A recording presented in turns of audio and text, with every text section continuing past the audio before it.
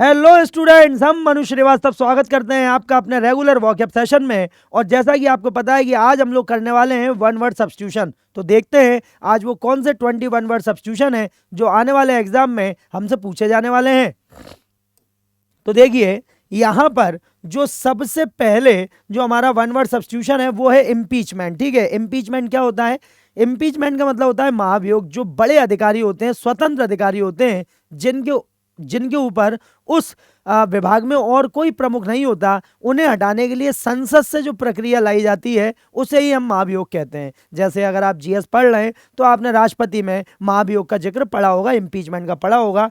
तो the action of formally accusing a public official of a serious offence. ठीक है, उसके बाद है कंडेमनेशन। कंडेमनेशन का मतलब होता है निंदा करना, किसी का तिरस्कार करना। The act of expressing strong disapproval of criticism. ठीक, नेक्स्ट है समन। तो समन का मतलब होता है बुलावा।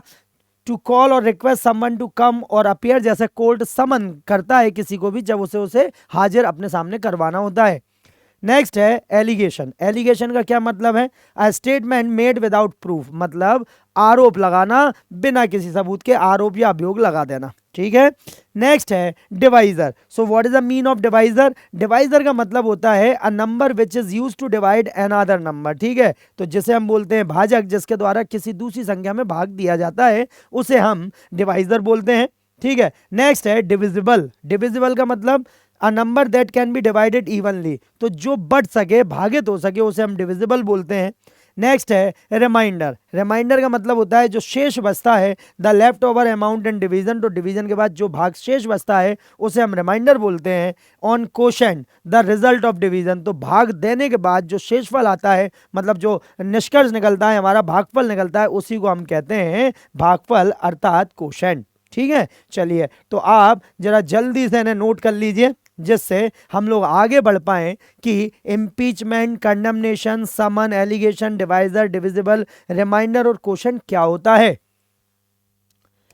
नेक्स्ट है सेमेट्री। ठीक है, तो सेमेट्री मींस क्या होता है? सेमेट्री मींस होता है कब्रिस्तान। यहाँ पर शवों को दफनाया जाता है, अ प्लेस ऑफ बरियल, कब्रिस्तान। उसके बाद है बिल्डिंग। ठीक है, बिल्डिंग मतलब भवन, a structure with a roof and wall such as a house और फैक्ट्री, इमारत जिसे हम बोलते हैं। नेक्स्ट है लेबोरेटरी। लेबोरेटरी का मतलब होता है प्रयोगशाला। यहाँ पर विभिन्न प्रकार के प्रयोग किए जाएंगे। A place equipped for scientific research and experiment, प्रयोगशाला जिसे हम बोलते हैं।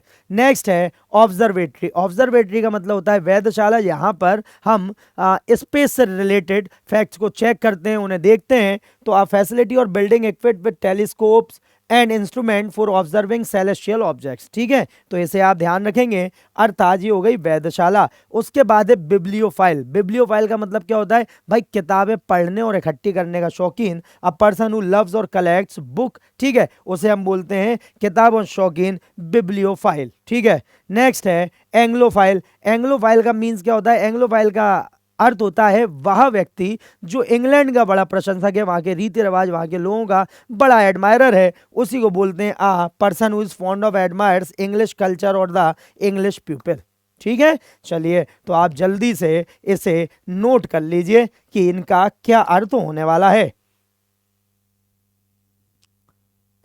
फिर है हेलियोफाइल। ठीक है, सो हेलियोफाइल मीन्स क्या होगा? भाई धूप पसंद करने वाला, धूप सेकने वाला, जैसे अपन बोलते हैं पर्सन और ऑर्गेनिज्म दैट थ्राइव्स इन और इज अट्रैक्टेड टू सनलाइट। ठीक है, उसके बाद है फिर पेडियोफाइल। पेडियोफाइल मीन्स क्या होता है? पेडियोफिल मीन्स होगा ऐसा व्यक्ति जो बच्चों की ओर सेक्सुअली अट्रैक्ट हो, a person who is sexually attracted to children. ठीक है, उसके बाद है स्वार्म। स्वार्म का मतलब होता है मधुमक्खियों का या मक्खियों का समूह, झुंड जैसे अपन बोलते हैं, ग्रुप ऑफ बीज, मधुमक्खियों का झुंड। उसके बाद है गैगल। गैगल का मतलब है गीज। ठीक है, तो अ ग्रुप ऑफ गीज, बतकों का झुंड जैसे होता है उसे हम गीज मतलब गैगल बोलते हैं। ठीक है, ये हंसों के लिए भी आ जाता है। उसके बाद है शॉल। शॉल का मतलब होता है क्या? मछलियों का समूह। जी हाँ, मछलियां जब एक साथ ग्रुप में रहती हैं, आपने देखा होगा दाना, जैसे आपने नदी में कुछ भी आप खाने योग्य फेंकेंगे तो एकदम से मछलियां बहुत सारी आ जाती हैं, वो शॉल कहलाती हैं। उसके बाद है पैक। तो पैक होता है वुल्फ्स का, डॉग्स का, हाउंड्स का, जो ग्रुप में रह के शिकार करते हैं, उसके लिए पैक्स आता है। A group of animals such as dogs, hounds, कुत्तों का झुंड। ठीक है, तो इसे आप ध्यान रखें। तो ये हमारे आज के 20 वन वर्ड सब्स्टिट्यूशन है। चलिए अब जरा जल्दी से देखते हैं कि इनसे कौन से क्वेश्चन आपसे पूछे गए हैं। तो सबसे पहला जो क्वेश्चन था, the action of formally accusing a public official of a serious offence, तो हमने पढ़ा कि इसे इम्पीचमेंट कहते हैं। क्या कहते हैं? Impeachment. A number which is used to divide another number, तो भाई जिसे दूसरे नंबर को डिवाइड करने के लिए प्रयोग किया जाता है वो डिवाइजर होता है। अ प्लेस ऑफ बरियल, तो इसे सेमेट्री बोलते हैं। उसके बाद है अ पर्सन हु लव्स और कलेक्ट्स बुक, तो इसे बिब्लियोफाइल बोलते हैं। क्या बोलते हैं? बिब्लियोफाइल बोलते हैं।